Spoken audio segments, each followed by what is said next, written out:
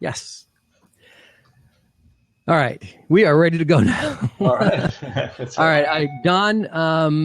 Let's just say hello to Don first. Don is a longtime Golf Smarter listener, and it sounds like he got his microphone working. And let's see if we can get him on here just to say hello. Any luck with that? I think I can hear you, Don. Any luck with the camera? Not happening. All right, Don, I'm going to knock it off right now, and I'm going to lock this up and make it so Tony and I can have the conversation right now.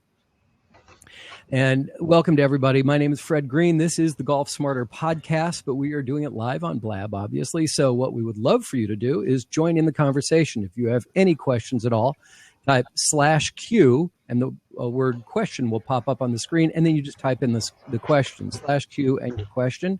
And then we'll open it up later in the interview. We'll open it up to all of you if you'd like to come in and ask Tony a question and about your golf swing, about his golf swing, about his golf method, Lost Fundamental. You can join in on that. So here we go right now to the podcast episode, which will be published next Tuesday. And you can find it for free on iTunes or at golfsmarter.com. And here we go. Welcome back to the Golf Smarter podcast. Tony. How are you, Fred? I am doing well. I'm so glad to have you here today, live on video. We've never done it this way. This is very exciting. I know it is exciting, except that I keep looking at my face and saying, what happened? Well, you know what I'm going to do is I'm going to block. I put something on my screen to block your face, so I have a tendency to look into the camera and not at your face. But That's not really important right now. What's important is to be able to talk to you again about the Lost Fundamental and your teaching method. But first, I want to give a little bit of background to everybody on your successes and what you've been doing lately with your golf team. Well, as you know, we went 27 years, won the conference championship in a row, which is insane. And we're talking about College of the Desert. College of the Desert, that's correct. College of the community Desert. College down in the Palm Desert area. Being the coach, I was very proud of that. We broke last year. The streak ended, so we're going to start a new one. Oh, I'm sorry. It was kind of a fluke because the team that beat us, that team and our team went to the regional championship, and they didn't make it. We did, and we got to go to the States. And really, in community college golf, if you get to the States, that's like getting to the Super Bowl. So we kind of overachieved to do that. Now, this year, I think we're going to have a fantastic team. We have 15 internationals that came in here, which is wonderful that this program draws that. So very, very proud of that. You should be. That's phenomenal. Yeah, that's absolutely phenomenal. So, Tony, we've talked many times. You have a little bit of a different method in teaching the golf swing. And so let's go over it again, because you're someone who focuses on keeping your weight shift up front, correct? Well, what I try to do is what I perceived Ben Hogan did. I try to stay centered to the golf ball, okay? And in doing so, I have my right hip in line with the instep of my right foot. And by doing that, your weight is going to be transferred somewhat 60-40, 60 on the left, 40 on the right.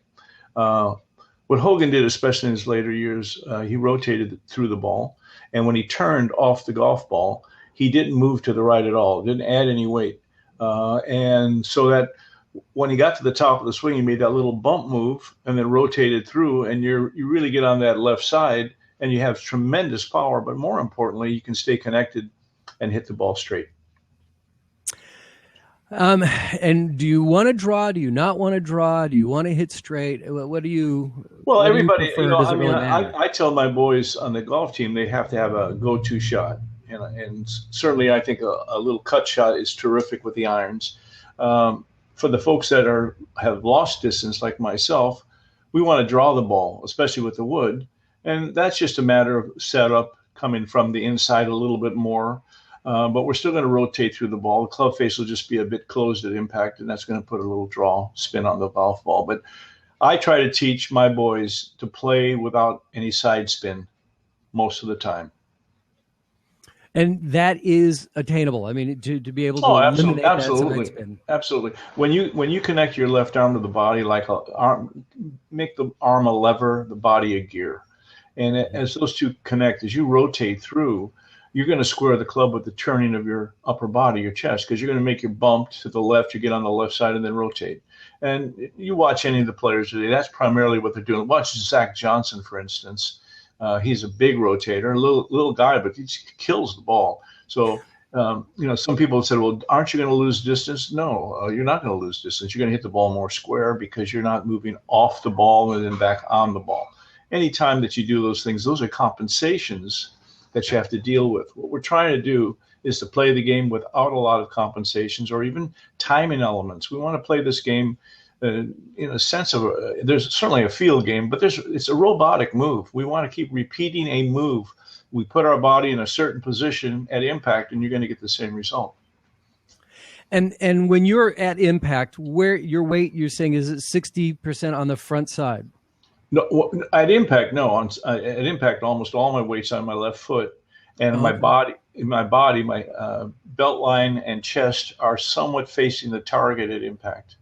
Mm-hmm. Okay, so we're not side to the ball, because if you do that, you're going to swing your arms past your body, and the club head will turn over. It will rotate. We don't want to rotate the club head at all. All we want to do is, if you watch Jordan Spieth with some of these fellows, they turn through the ball, but they're not rolling their hands over.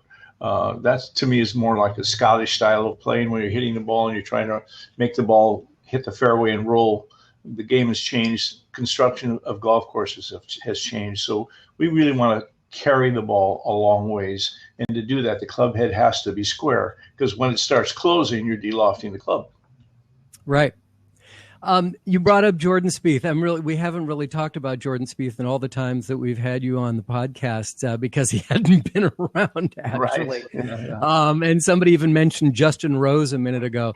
Tell me what you observe when you watch these guys hit the ball, and what you would have to share with them. Jordan has a fantastic idea of the golf swing, I think, and it's why he's so consistent. If you watch his left hand through impact, it's a bit bowed, and it stays bowed all the way around to his left side. So pick up your hand and show me what you mean by bowed. I'm curious. So his hand isn't like this. It isn't flat. It's more this way. So when he goes through, he goes all the way around. His body keeps rotating, and his hand just stays in that position. So it's at the top. At the top of his follow through, you'll see that the shaft of the club runs across his body. Instead of finishing like this, his hands are like that at the top. So he's exactly in the same place as Hogan was. If you look at pictures of Hogan when he hit that famous 2-iron or 1-iron, whatever, there's a lot of conjecture about that. But his shaft ran across this way. Okay. And that's that's how Spieth is, and that's how a number of players are. Now you see it a lot more with the iron swing, but now we're starting to see people do it with the driver, where it appears that there is no release, but the release is the body release. It's not traditional roll the hands over, and a lot of people still teach that, and I don't think it's wrong, but I think it's harder to do. Interesting. Now it's not just that Jordan Spieth is a great ball striker. He's also a good golfer. And I'm really starting to understand the big difference between ball striking and playing golf. Yeah, well, right? he's first of all, he's a hell of a putter. That's number one. Yeah, right. And he rolls it in from everywhere. He just about amazing. Took the stuffing out of that last guy he played, because the guy hits it a foot from the hole and he rolls a 45-footer, and the guy said, what am I going to do here? What do you do? Right, exactly. Yeah. He's a phenomenal putter, and he has a phenomenal short game, and he has a great imagination. So even when he gets into trouble, it seems like he has a shot. He's obviously practiced that short game from everywhere. He gets under a tree, has to go over a tree, has to cut it, or if he hits it straight, it goes in the water, and he just gets up there and just does it. It's fantastic to watch. He's a very confident player. When he got busted up by Day, in that one event, it took the steam out of him for a couple of turns, but then he kicked right back into gear. He's just great player. That's all you can say. And man, I'll tell you what, that flat stick, there's not too many people better. Yeah. Yeah. And it was interesting because, he was performing at such a high level all season long. And then he had a couple of bad rounds, and you were kind of wondering, oh, okay, now he's coming back to being immortal. But then he'd shut right back up, and it was like, wait, which is his real game? The last event he showed his true colors. He's a very gutty player. I don't think he. I think he might have got a bit intimidated when he played with Jason Day, and he got beat pretty good. And I think it was the PGA, and I think it affected him for a little bit. But he's a real bounce back guy. Some people they get in that lull and they stay there. He's got that fight in him. Even the way he walks, he reminds me of a gunslinger. Yeah. Yeah, I'm really, really impressed with him, and I love I love his demeanor. He's fiery. He'll get a little hot for a second, but then he lets it go. But I think he represents golf the way he's supposed to be represented. He seems to be a very good sport, even when he got beat. And in that he waited till the playoff was done to shake Zach Johnson's hand. He waited around. You don't see that too often in any sport, really. In any sport, no. As a matter of fact, there was that one shot on TV when he was giving a thumbs up to his playing partner for making a decent putt. I mean, got it close. He didn't get it in, but he was still like encouraging his playing partner. He's a class act. Yeah, he's a class act, and I think it's sincere. I don't think he's faking that to try to look like a good guy or anything like that. I think that's who he is. You see that even in the family when he wins a tournament. The sister and all that. It's just very close knit, and I love that about him. And I try to tell my players on the team, watch how he acts. Now he's on the tour, fellas, and you don't see him dropping his club when he doesn't hit a. I hate that when somebody swings and they let go of the club because they didn't hit the ball the way they wanted. That seems to be some trend. I don't know who started it, but it's a terrible looking thing. It looks. I don't know. I can't say it on the air. Sure you can. We're not. You can say whatever you like. It really doesn't really matter. You work with students. You work with, dare I say, kids that are the same age as Jordan. What can you teach them by having them watch Jordan? Well, work ethic for sure. Character on the golf course. Watch how he dissects the golf course when he plays. He's a thinking player. He's not the longest guy out there, but he knows how to score. And again, the short game, it plays a major role in his golf game. Because even when he's off, he's still on because he can get the ball up and down. And how many times you see him knock it out of a bunker from a horrible lie into the hole. That beats the heck out of the other guy's psyche. I can tell you that. Sure. Yeah. Your name came up recently on an episode when I was talking to Jim Venettis. Okay. You know Jim? I know the name, but I'm not familiar with Jim. Jim's guy. He loves your approach. He's in Southern California as well, and he what he does is he puts. It's hard for me to explain. He does it so beautifully, but he has you put most of your weight, like 60-40, almost 70-30 on your front foot, but you put yourself in a position where you're at the top of your backswing, right? Mm-hmm. That position there, your left foot is bent, your back is almost to your target. He has you start there.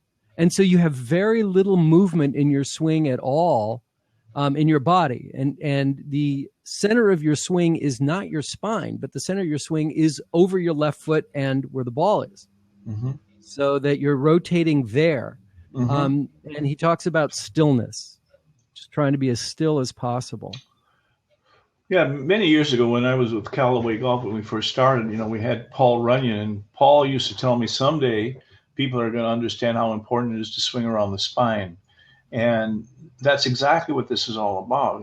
We don't move that spine left and right. It's pretty stable. We center it center it somewhere to the golf ball. Some people like it in the front of the ball. Some people like it just in the back. Mm-hmm. But if the more centered you can stay in the golf swing and still be free and fluid, you're gonna be able to repeat your motion. When we're moving back and through, how are you going to repeat that? And so, as I tell everybody, I don't think that's wrong. There's a lot of guys like Curtis Strange that move way off the ball and move way back on it. But I think as you get older, you can't do it. Really? Yeah, you can't do it. because, and well, as you're getting older too, you're not as flexible, obviously. No, you're not as flexible, and plus the fact under pressure, the first thing that runs down your leg is your ability to time things. That's why we were always so good on the range, and then we get in a tournament, and all of a sudden, what we perceived was our golf swing doesn't exist anymore because everything feels awkward. See, and that's what the nerves do to you, where you feel a bit lost. So the more that you can understand where your body has to be at impact and practice that, it makes the game a lot easier, I think. Well, this game is not easy. Come on. Well, it's not even a game, first of all. It's a challenge. Striking. It's if it was a game, I could have quit a long time ago. But it makes ball striking perhaps a little easier. Yeah, the secret of the game is to be able to repeat your action, even if you come over the top. Bobby Jones came over the top, Sam Snead came over the top, but they came over the top the same all the time, so their shots were always predictable. Look at Trevino. I mean, his approach to playing the game, but he's a master because he learned to do that time and time again under any kind of situation, and that's a mark of a player. And what is it that amateurs do that they're missing out on? Are there, God, I hate saying, are there simple fixes? But what have you noticed that amateurs do on a regular basis that they're just one little element away from correcting it all? Well, most amateurs I see, and I certainly haven't seen them all, but most of them that I see a lot of them have no pre-shot routine. When they get over the ball, they don't have an intention. They're thinking about all the things they don't want to do. What I tell my players is that you've got to get to the point where you have an intention, and then you try to match that with your performance. And there's times when you're trying to hit a little cut shot and you'll hit it straight or you pull it. But the more that you clean your mind of thoughts, of especially swing thoughts, and think in terms of, I'm gonna hit this ball a little left of the green and bring it into the pin. Get those kind of feelings and that kind of visualization, because there's a point where I think the mechanics have to stop. You have to eventually trust that this is my swing. Now let's see. Let me make it work. And the old story of Hogan, somebody came to Hogan and said, I'm hitting everything about 10 yards right. And that he asked them, what clubs do you play? And they said, well, I play. It wasn't a Hogan brand. He said, well, talk to him. He said, and by the way, just aim a little bit more to the left. That's awesome.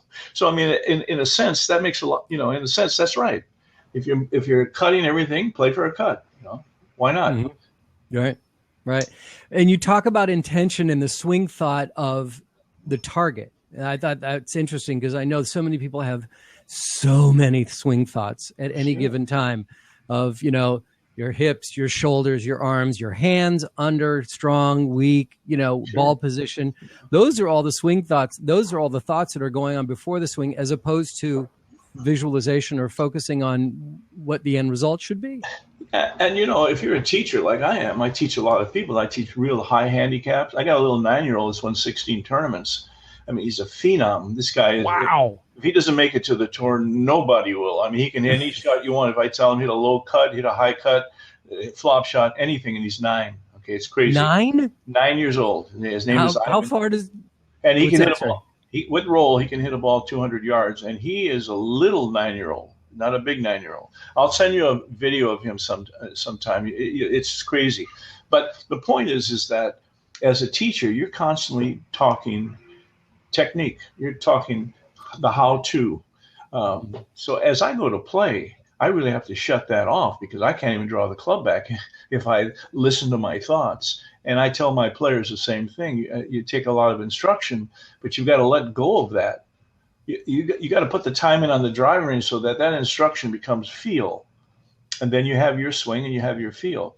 My guys say, well, coach, where do you put it in the backswing? He says, well, you put it where your body dictates. You don't put it in a position. And it's not important if the club is a little shut or a little open. It really doesn't mean anything there. What only thing it means is that impact. You want that left wrist somewhat flat, maybe somewhat a boat a little bit. And that comes from a good rotation and letting the body pull the arms. If you throw the arms first, they're going to cup most of the time. Too much going on in our heads? Well, of course. I think that what game have you ever played that was so dissected? I played baseball, football, everything, and when I threw a spiral and it didn't go, I didn't break everything down. I just picked the ball up and threw a spiral. Golf, golf. I mean, just imagine if we treated walking the way we do golf. You trip and you say, "Oh, I gotta start all over." Okay, golf, we do that. I mean, at the highest level, we do it. We're all seduced by the thought there's something out there that we don't know. It's prevalent in the game. No two ways about it. But I think that's the charm of the game in a way. Think about it. What other sport can we play that we get such a thrill out of? I can't go play football anymore, or baseball, or track and field, and I was pretty good at all of them. But golf, every now and then, I can hit a shot that nobody can do any better. I can fly a shot into the hole, or I can make a 40-foot putt. Can't do any better than that. Okay, so there's an aspect to the game that is wonderful. It really is.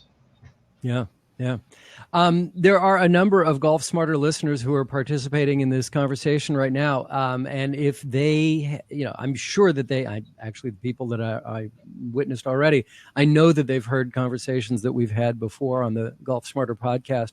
If they are interested at all in joining in the conversation, type in /Q here on Blab, and you can get your question up there. Or if you'd like to join, I'll unlock the video here. I have an open seat. If one or two of you would like to join and ask Tony a question yourself, you're more than welcome to join us. I would love to have you along for that. Tony, explain to me what stack and tilt is and why I should either consider it or ignore it. Well, I don't want to really say. I mean, we're not talking about any person. I don't want to say don't do it. I'll just tell you what my experience was. Stack and tilt is a little bit different. They want that left shoulder to go down, and on the downswing, they want the left shoulder to go up and the right shoulder to go down, and you end up in what we used to call the traditional C position, and it's an abbreviated finish. It's not a full finish. It's kind of an abbreviated stop at that position. I've tried it, and it hurt my back. Really? I've heard that from multiple people, that a stack and tilt is really bad for the back. Again, my guru is the best ball striker of all time, and that was Ben Hogan. Now, he did not divulge everything he did or in his books, obviously. But there's enough film on him, especially after he had the accident, that you can see he did specific things. He certainly was on his left side at the top of the swing. And he even said, I'm going to play off my left side from now on. He made that statement to a number of pros. It wasn't in Power Golf or the 5 Fundamentals, but he did make that statement. And he did say something that's always stuck in my head. I want you to turn level left. Okay, so he wasn't a tilter. He didn't bring his right shoulder up. He wanted you to turn level through the golf ball. Now, the right shoulder's got to be lower than the left because your right hand's lower than the left hand, but not significantly. He didn't want that right shoulder on the downswing to come straight down, because if you're looking at me, you can see that when I do that, my head weight is going away from the target. Okay, So he wanted you more just rotate the body, and he finished. If you look at his follow through, he finished very posted up in a straight line. He was not tilted back like a lot of players from his era. So he had that posted up position, and I see that all the time now. I don't see that arch back position that we did. That was, and during Hogan and even Palmer and so many guys from that period had lower back problems because of that movement. It's not a natural movement. It really isn't. And the swing is through impact is more shallow. You see the hands more going, they exit to the left more. The hands are closer to the left pocket as they exit. You don't see the shaft going up as much as you did that. People are more around the body than with a high finish. And I think consequently the path of the swing is longer, so you can generate more power. But if you extend the path of your swing, are you adding more issues? I mean, more can go wrong if you extend it? No, because if I move like this, Okay, my arms are extended as far as they can be based on the fact that they're connected to my body. I would never want to move my arms out and away from my body when I'm hitting the golf ball, because now the club head is in control. The club head, because it's heavier than the handle, will roll over. But when I have this connected and I turn my body this way to hit, where I just rotate my body, kind of like Annika Sorenstam did, and a number of players that are rotators, then it's kind of like a slap shot with a hockey stick. You know, you're not moving that hockey stick with your arms. You're moving it with the turning of the body and the transfer of the weight, obviously. And that's just a way to play. And I think Hogan figured that out. That's why he said in his later years, I'm going to play off the left side from now on. Because he lost a lot of energy in his legs because of the accident. And he realized that if he was closer to the axis when he rotated his body, that lateral slide didn't have to be quite so far to the left. And he could spin faster. And consequently, the faster that rotation is, the faster your club head is, or should be anyway. Recently, I had a lesson and had a couple of epiphanies in this lesson. One was that I realized for the first time, and after playing for nearly 20 years, that I was not, let's see if I can bring it up here, my club head, when I was bringing the club head back on the backswing, I was just going straight back, as opposed to rotating it so that the club was kind of, it's hard to do on this video. Yeah, I see what you're saying. Instead of going like this, I'm now coming back with it, right? And all of a sudden I was hitting a draw for the first time. Yeah. Well, you got your right wrist, because on the correct backswing, there's the left arm rotates slightly. We don't want to roll the club back, but the left hand does rotate a bit. So the toe opens a tiny bit going back, and as you get to the top, the golf swing, the toe isn't pointing straight down. That would be open. It's more this way. So, but a lot of people take the club back and they take it too much this way. Let's see if I can make my hand. They take it more that way. Okay. So they get the club actually shut at the top. And that's a tough way to play, because you're going to go shut to open. You're not going to go shut to shut, so. And the resulting ball flight would be? Well, you're going to hit a lot of shots with the face a bit open. And you're going to hit a lot of shots higher than you should, and you're not going to be able to put pressure on the golf ball because you face it. So it's a deflecting kind of impact instead of a compression impact. Right. What we're trying to do is we're trying to put compression or pressure on the golf ball as we hit it. So as we're releasing our core and the arms are just connected, and then we're hitting like that. We're hitting with all our weight transferring to that left side, banging that ball, and then of course we go back to we turn. One thing Venturi told me when I worked with him, and it was really true, is that you can make that little lateral slide towards the target as far as you want, and there is a point where your body will turn automatically. It's just that when you make the lateral slide and stop is when you hit that thing, that coil to the right. But if you make that little bump move where you transfer your weight and just keep going, you will just rotate like crazy. And it's a wonderful feeling, because it's a powerful feeling. Where we get into trouble is when we have weight on the right foot as we're hitting the golf ball. Then you can't turn to the left. You just can't do it. And that's where you get really lower back problems, when you don't get over to the left side before your rotation. You have to get on that left side. That's why setting up 60-40, you're closer to the pivot point. Yeah, because we're pivoting around the left leg. The left leg is the axis for the right-handed player. Okay, so we're not going to pivot off the right foot for sure. And that's what most people do, and you see them fall back when they hit a golf ball. Right. And that has been a huge problem for me for a long time, is having my weight back. I'm still sometimes only am I able to hit the ball first, then hit the ground and put enough compression on the ball. But with my weight back, or, turning and falling back on my swing. Yeah, the club's going to steepen and you're going to hit behind the ball. Yeah. Right. Yeah. And so many people hit behind the ball, thinking that, not understanding that the bottom of the swing, and the swing is a circle, so the bottom of the swing is in front of the ball. That's correct. So many people, and they hit 2-3 inches behind the ball and then top the ball and say, "Oh, I lifted my head." Yeah, well, that's the old adage. When you top a ball, you don't lift your head. What you do is you tighten your hands up, your arms get shorter, and everything pulls back. I can look down at the golf ball and I can hit the most fantastic top shots you've ever seen in your life. So I'm not looking up at all. All I'm just doing is, in fact, when we were kids, we would see who could swing the hardest and hit it the shortest. I mean, when I say the shortest, I mean 2 or 3 feet.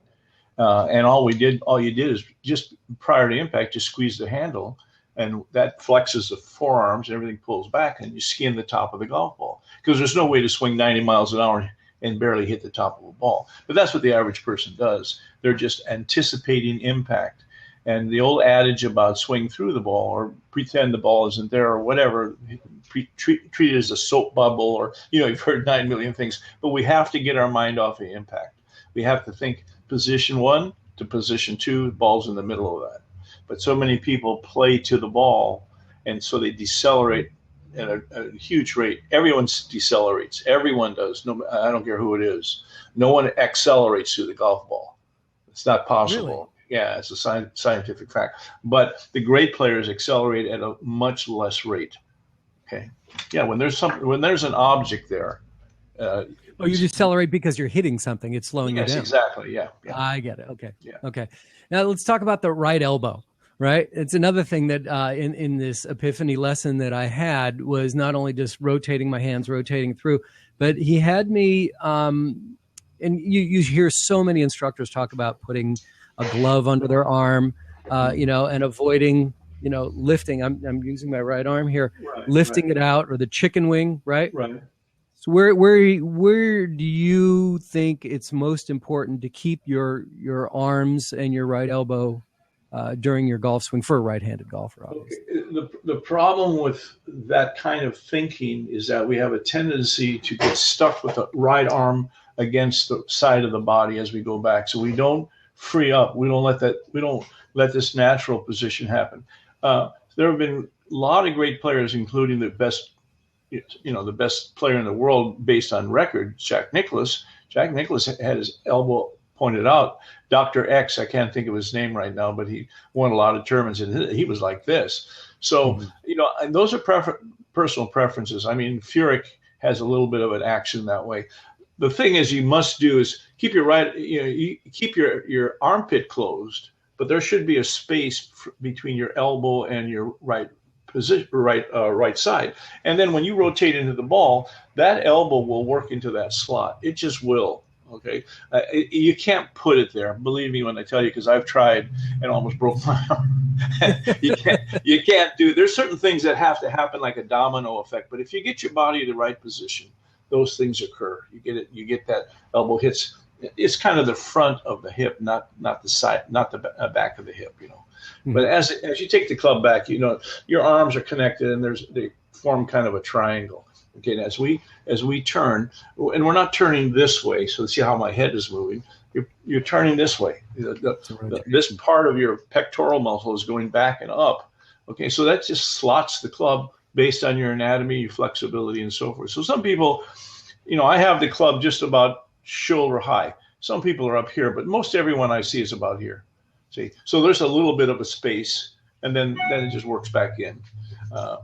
It's important that the elbow is where it's supposed to be, but I think you have to have a motion that it goes there. I don't think you can focus on that, because then you're going to shut down other parts that are very important. Can you take your arms too far back? I mean, I'm talking about amateurs, because some guys who have incredible club head speed, they're going to rear themselves way back here. But I see so many amateurs that are trying to take swings that just go all the way around their body. Are they going too far? Is there a limit of how far you should be going? What I tell my students, now look, there are people that take it back. John Daly took it, crazy back. And the guy that hits it the farthest, that little kid from Canada, and the long drive guy, he hits it, weighs 160 pounds, he hit it 400 yards, and his club head is pointing down on the ground. But 400 yards, truly. Wow. But those are very unique situations where people are double jointed, triple jointed, and they can time it. But the average person, when your back is facing the target, that's the limit.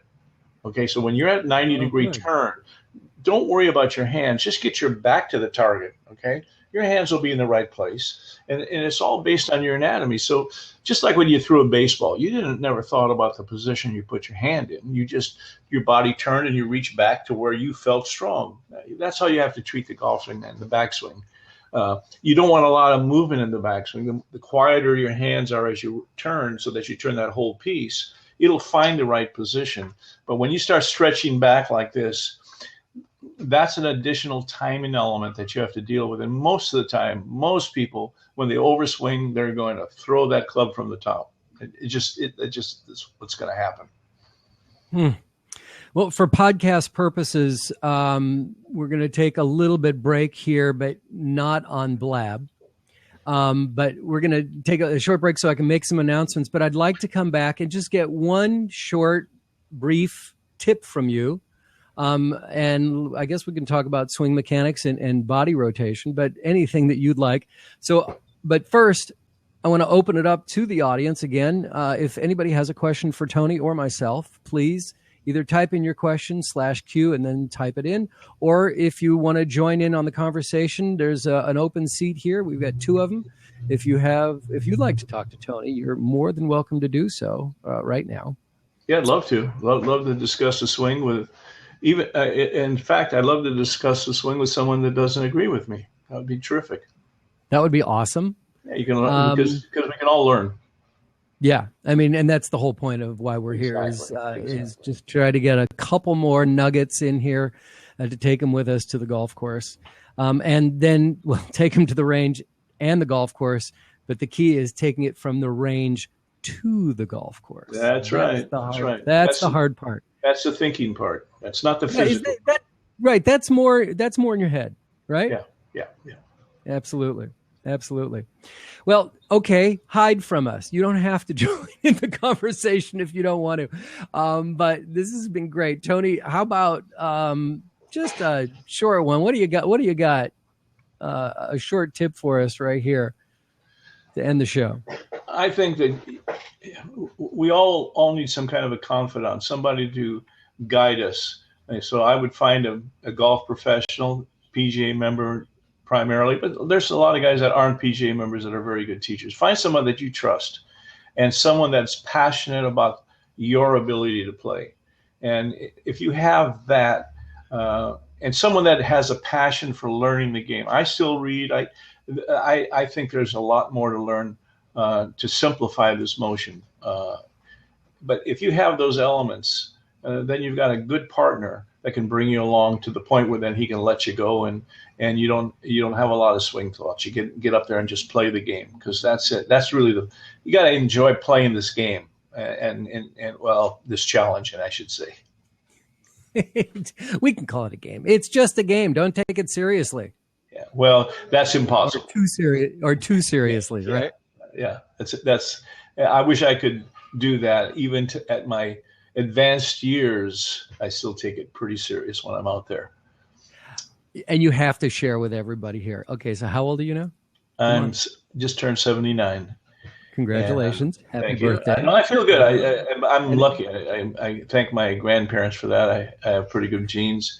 But I will say this, when I go out and play with the golf team, it's a tough pill to swallow to be They're 20. These are kids. Yeah, to be 70 yards behind them, because I used to be pretty long, and those days are done. So I work on my short game and putting. That's all I can do, Right. So 79 years old. Mm-hmm. How many times have you shot your age or lower? Just about every time I play. Really? Yeah, I can still shoot it pretty close to par most of the time. So then it doesn't matter how long, right? I mean, people keep talking about length, and here you are shooting in the low 70s, mid to low 70s, and you're saying you don't hit the ball as far as you used to. Well, yeah, but I'm not playing from the tips anymore either. I mean, I'm not playing the ladies' tees, but I just play the regular men's tees. I don't go back to the tips. When I'm playing those 470-yard par fours, I'm beating a wood on that second shot, where I used to be hitting maybe a 5-iron, 6-iron, 7-iron. So, but you know what? It doesn't really matter. In fact, it's very helpful for my students to see that I can get it up and down most of the time, and I can knock that putt in that I have to make. And that illustrates that you don't have to hit it 300 yards to shoot great golf, or good golf anyway. Yeah. I think the great golf is past me, but anyway.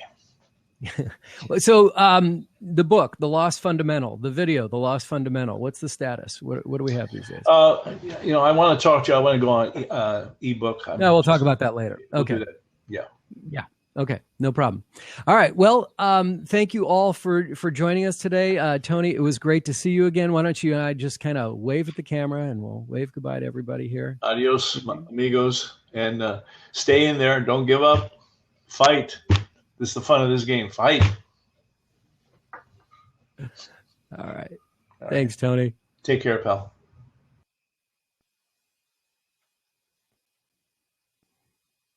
And everyone, thank you so much for joining in. It was great to see you. Thank you, Vlasic Kenzo. See you later, Coach. And to everyone, Don Eskin, thank you. BJ, thank you for joining in. And I look forward to seeing you all soon again. Golf Smarter Podcast, golfsmarter.com, and published every Tuesday and available for free on iTunes.